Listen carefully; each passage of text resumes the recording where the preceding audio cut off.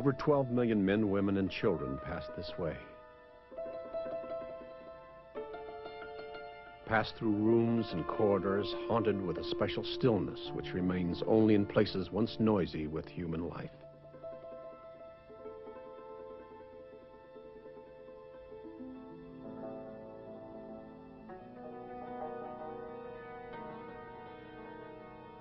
Here they bought tickets for 1,000 places in America. Here they traded their drachmas, their liras, and their rubles for dollars. Here they sang their first American songs, experienced their first American Christmas and Hanukkah.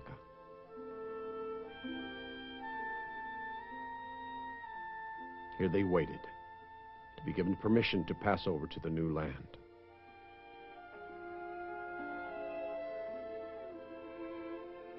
Tens of millions of us have relatives who came this way. Sat in this room, part of the largest human migration in history.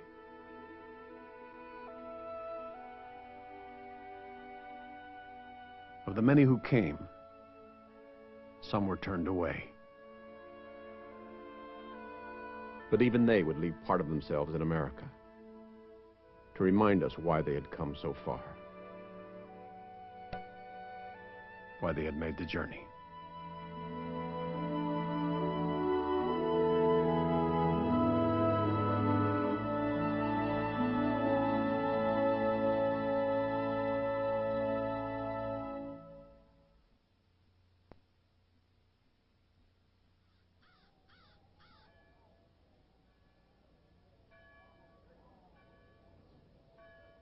You never know how hard it was to leave her. That was the hardest thing I think I ever had to do. She said, if you leave, why, I don't ever want you to come back again. Long, hard life. It was.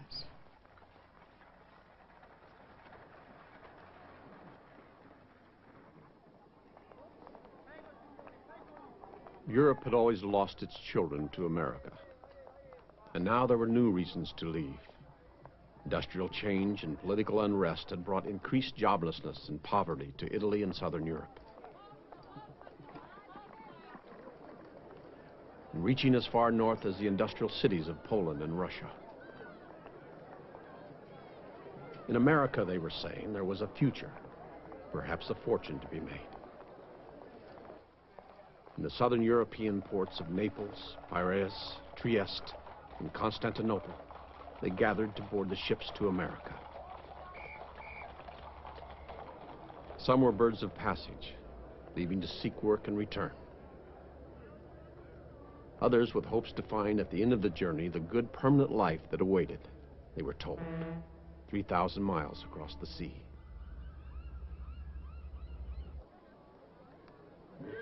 In the rural areas of Eastern Europe, they had, in addition to poverty, other reasons to look to America.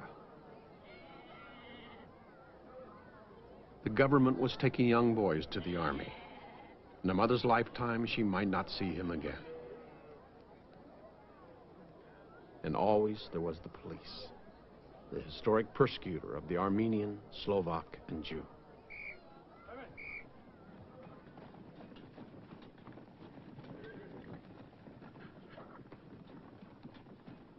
You know what I see now? I see the peasant with a wagon and hay to take me away. The whole town was around my wagon. Everybody came to say goodbye. I didn't know how to say goodbye. Poland, Russia, Romania, and everybody just wanted to get out of there.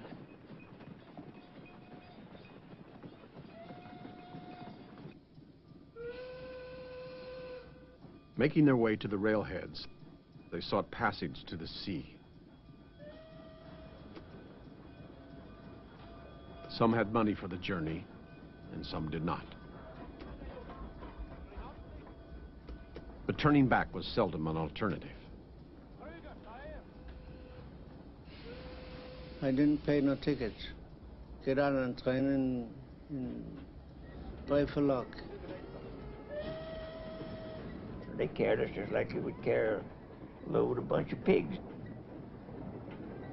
If you're gonna move a bunch of calves, a bunch of pigs, would you put them in a passenger car? That's the way they looked at us.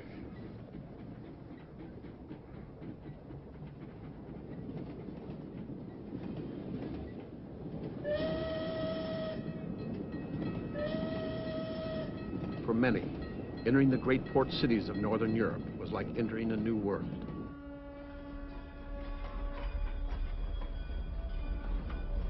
They had reached the sea, and the immigrant was now in the hands of the steamship company.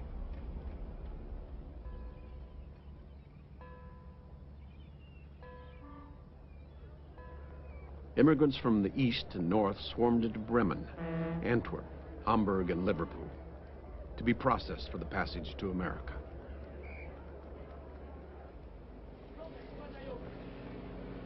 They stood in line together, those who saw America as an adventure, those who saw America as a beacon of hope.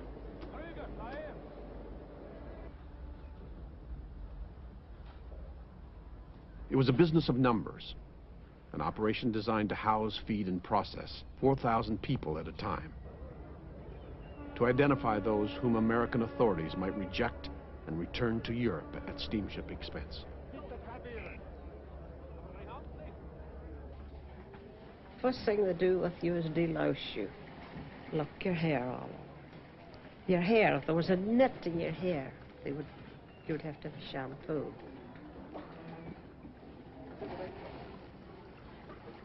Fearing epidemics, huge facilities were established to fumigate clothing, baggage, and people. Processed and ticketed, they waited for their ship.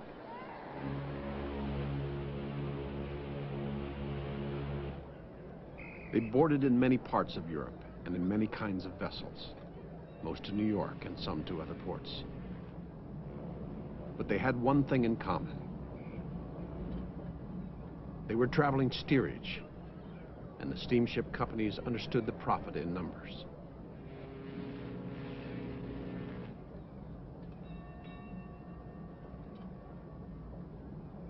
They began a journey that could last from a week to a month.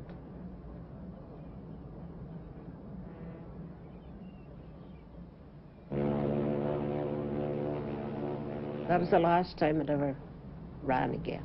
That was the last trip she made. She should have never made that one either.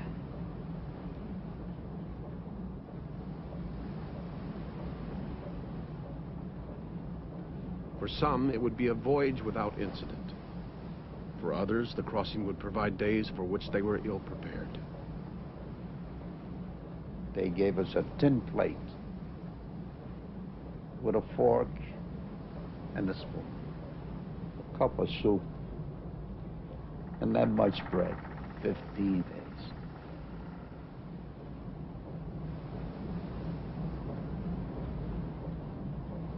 It was all one big room. I was in the cellar. There was little lights going on there all the time. Little lights. We were riding in the steerage like animals. You could see a lot of water, but we didn't see the sky. No sky.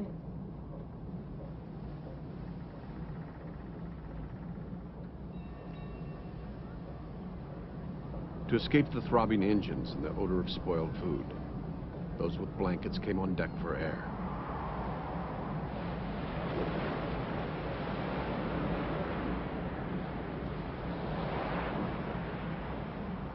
She was sick all the time. People didn't know where the toilets were, and so they had used it. It was a terrible life.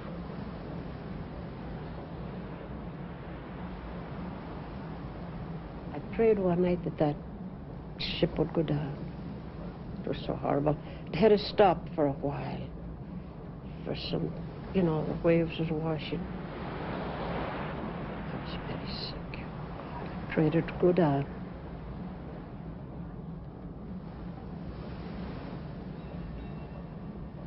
There's only one thing in my mind. I wanted to get out of there and to come to America.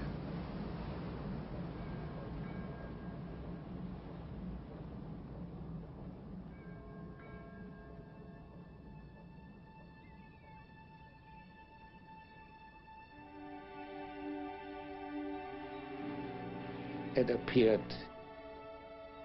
like a fog, and everybody went over to the railing and just admiring.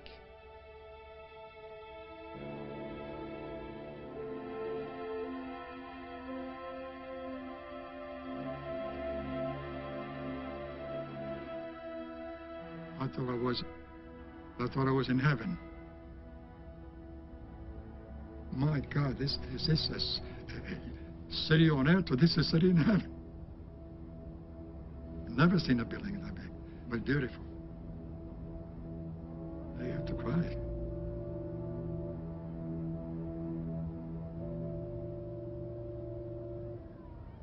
Everybody was just waiting to get off that, standing waiting to get off that ship.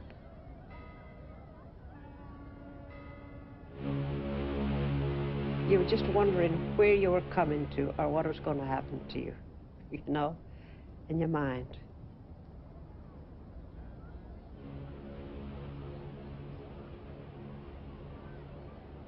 Still separated from the first class and cabin passengers who were processed by immigration officials on board, the immigrant from steerage waited yet another boat ride. This one from the Hudson River Pier to an island in the Upper Bay.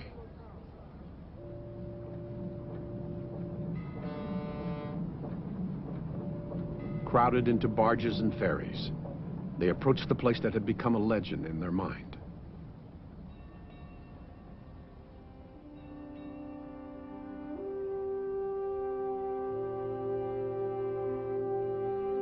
I couldn't get my eyes on that.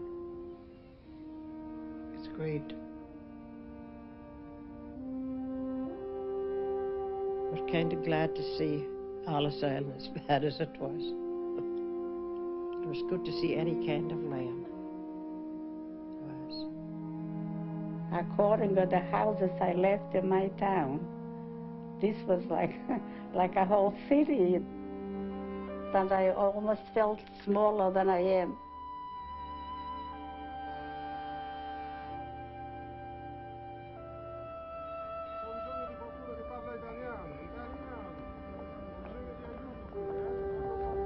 But when I came to these doors, I saw all these people there. I figured, well, I guess I'll have to stay here for good, probably, because all these people, what are they doing here? And nobody was happy. You don't know what's going to happen.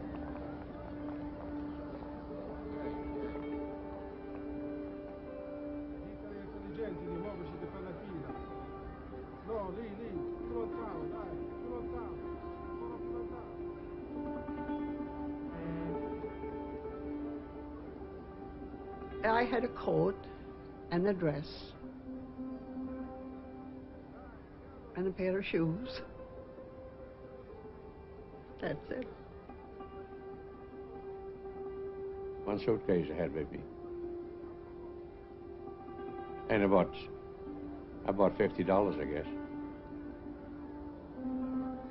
My basket, my little basket, that's all I had with me. You were lucky to have the one.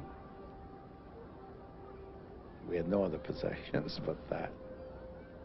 We had no baggage. We had nothing. Nothing, except the clothes. We had nothing.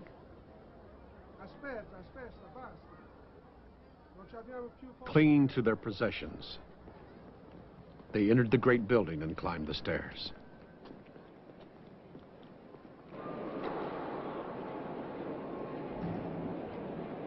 Jesus, Mary and Joseph, I says, where am I? They would come right into the big hall, and there they were told to sit and stay there. And they didn't know where they were. It was a new land, but they hadn't been in land. It was just a big hall. And all you could get was tears and crying of the children. For the vast majority, the process would last less than a day. But now they waited. Those from Europe and the Near East, with those who had arrived from the Caribbean. Those who were the first in their family to come to America, with those who would be met. Those who came to make money and return, with those who were determined never to return.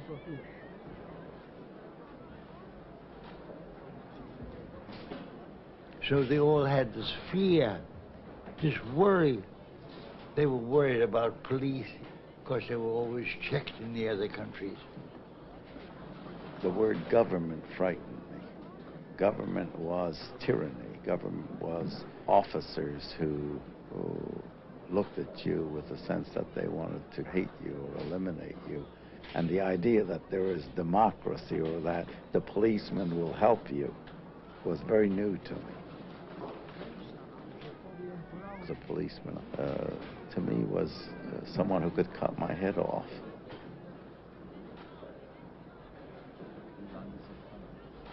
It was the most dangerous thing for everybody to go through it.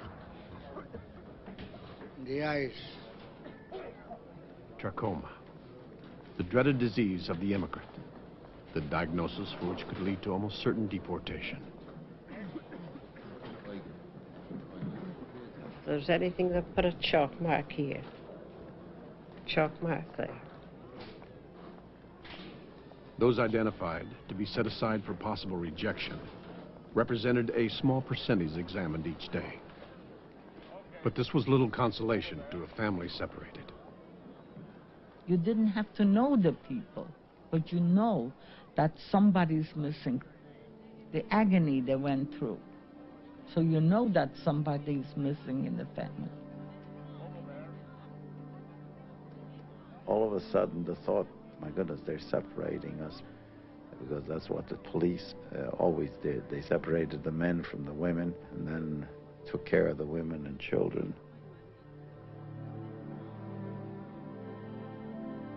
As long as some member of the family, some loving member of the family was with you, life was tolerable.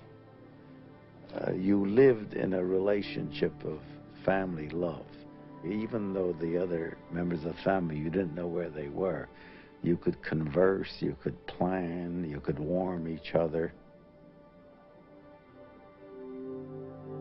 I had a feeling that I'm left all alone. It's a terrible feeling. All of a sudden they were gone.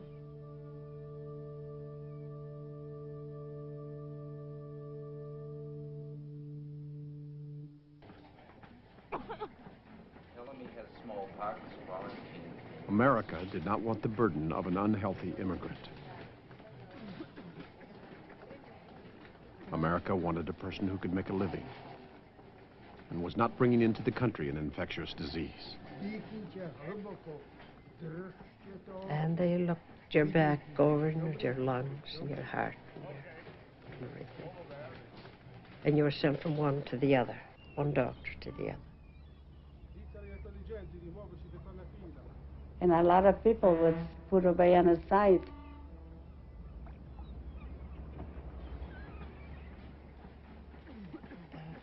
I wouldn't want to have been sent back.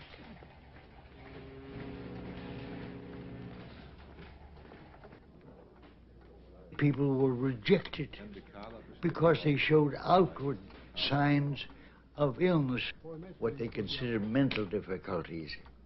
We didn't call it psychiatry, they called it neurology. And we said, we're sorry. And the ship that brought them had to take them back. That was a tragedy.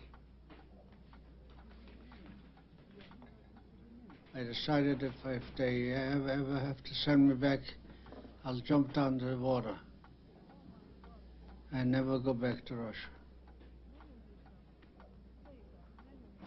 I never want to see it again.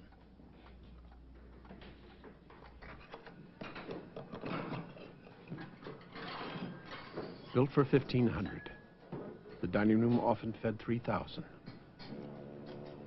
There would be dishes and forks and knives and white napkin, long tables, well set. But when the people went in, it was like chaos. And they handed us food. Food was not something people gave you. I didn't like it, but then I tasted it again. I never had seen a banana before. To me, this white bread was like cake already.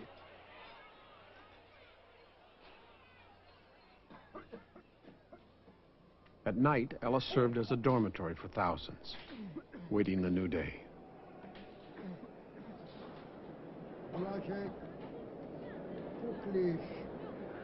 Each morning, the great hall would fill, and the noise would begin again. Hopefully, their papers were in order, a clean bill of health, a letter from a relative guaranteeing they would not become a public charge, proof that they were not a contract laborer or a dangerous alien.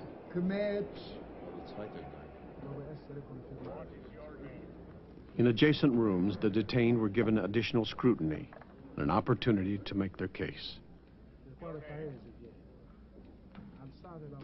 But accepting an appeal to Washington, the Board of Inquiry was the rejected immigrants' last chance. Through an interpreter, they did their best to persuade and to overcome the complexities of a changing immigration law.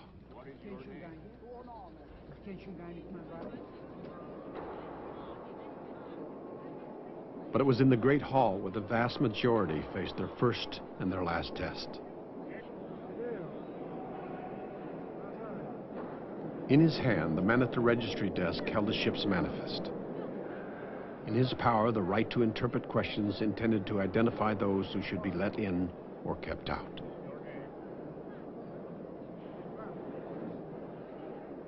They know a word of English. I couldn't understand English, not one word. First question, how much money have you got? She had to have £5. My father, I remember, gave me that £5. Do you know how long? It took a couple of years, 2 and 3 years, to get that $25. My mother, when we got nearer and the person at the desk called our names, my mother turned to me, she says, I was never here. How does she know my name? I said, it's all right, Mom. She knows it. They asked me my name, and I told them Licht, and they say, how do you spell it? Well, I didn't know how to spell it, and they didn't know it, and they spelled it L-I-C-H-T. I said, it's all right for me, I don't know the difference. But then they said, all right, you can go. You're free to go. To Hoboken. Yeah.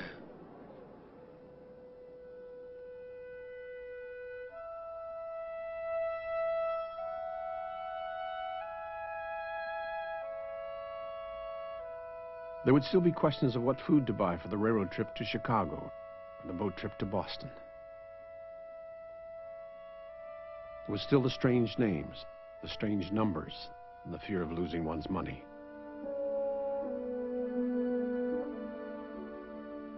There was the process of buying a ticket to places with unpronounceable names like Pittsburgh, Hamtramck, and Keokuk. But those were details. The island had passed them through. The door to America had opened. It was as if God's great promise had been fulfilled. I'm going into a free land. I don't think I ever can explain that feeling that I had that time. There isn't such a thing to be explained. It came out of my system. It's over. not my native land, but it means more to me than my native land. It means more to me than my native land.